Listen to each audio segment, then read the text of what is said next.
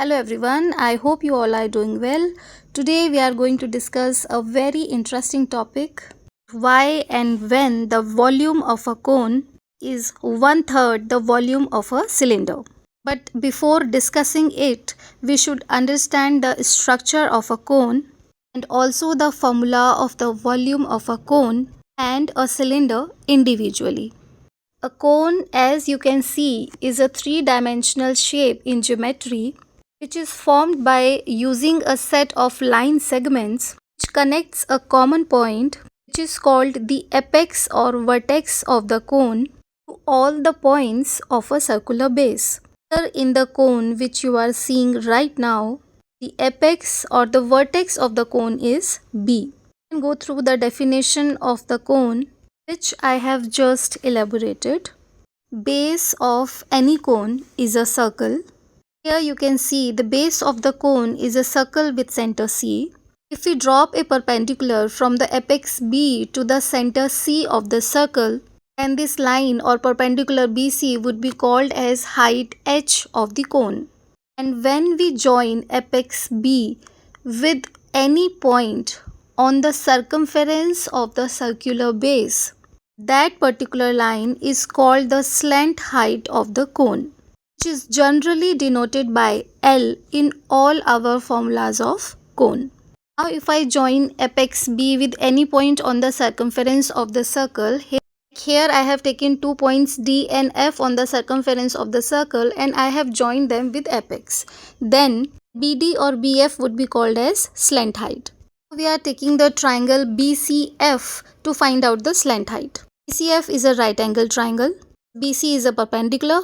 By Pythagoras theorem, we can find out the slant height, where slant height is hypotenuse, perpendicular is height of cone which is h, base is radius r of the circle. By Pythagoras theorem, slant height L would be equal to under root r square plus h square. You can take any point on the circumference, join it with the apex, and you can find out the slant height of the cone. Now, if we talk about surface area of the cone, it is made up by two surfaces. Circular surface on the base, this lateral surface with a slant height. Total surface area is the addition of these two surfaces. Total surface area is pi rl. Area of base circle is pi r square. Total surface area will be pi rl plus pi r square. So all we need to know is the radius of the circular base, height of the cone, or the slant height, because among three, if we do not know any one of them, we can simply find it out through Pythagoras theorem, and then we can find out the surface area, also the volume of the cone, which we are going to discuss later on. Here you can see in all the formulas, if we don't know the value of slant height, we can simply write under root r square plus h square in place of L. Now let's discuss a question on the basis of surface area, for which the values of R, H and L should be known to us. We have to find out the total surface area when the radius and height are given.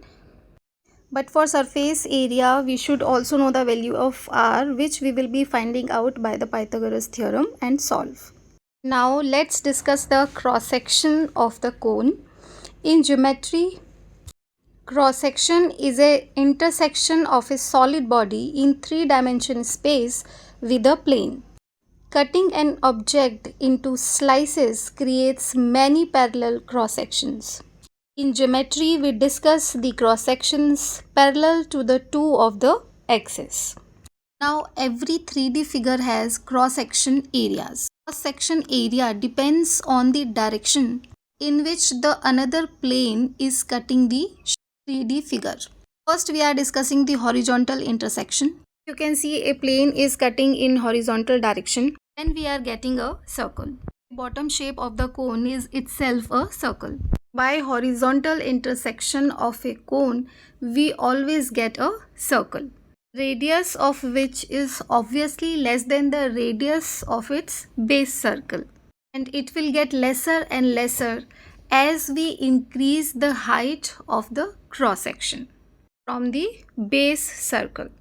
Now let's move on to vertical intersection. Vertical intersection is the one which is parallel to the y-axis. Now we are assuming that this plane is intersecting the cone. You can see very clearly that we are getting a triangular cross section by the vertical intersection. Here you can see this red triangle which we get by the vertical intersection of the cone.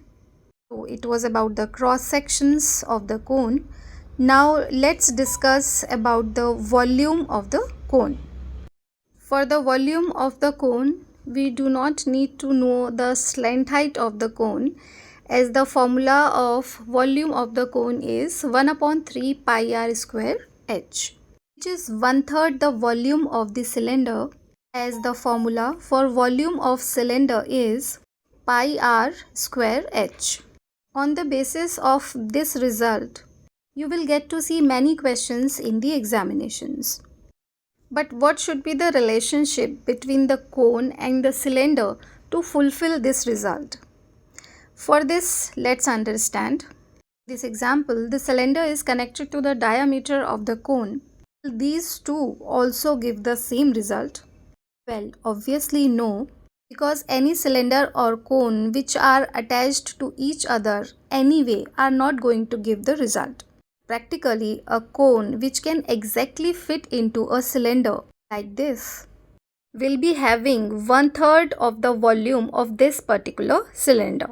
That means the radius of the base of the cylinder should be equal to the radius of the base of the cone. Also, the height of the cylinder should be equal to the height of the cone. Then only this cone will fit into this cylinder. Practically, this means that if I pour water in this cylinder through this cone, then I have to fill this cone 3 times with water to fill the cylinder with water. So volume of the cone is 1/3 to the volume of the cylinder when height and radius are same. Here you can see the formula for cone and cylinder both. That means if I change the height of the cone or the cylinder, then exact same changes would be required in the cylinder or the cone respectively, if we want the cone to have 1/3 the area of the cylinder. Otherwise, you can clearly see in the presentation also that the cone will not be fitting into the cylinder if the heights will differ. So let's discuss a problem on the basis of volume of the cone. Here you can see the question. R and H are given and we have to find out the volume. We'll simply be putting the value of R and H and find the solution. Well, that's all for today. I really hope that this video was helpful. Thank you so much for watching. Bye-bye.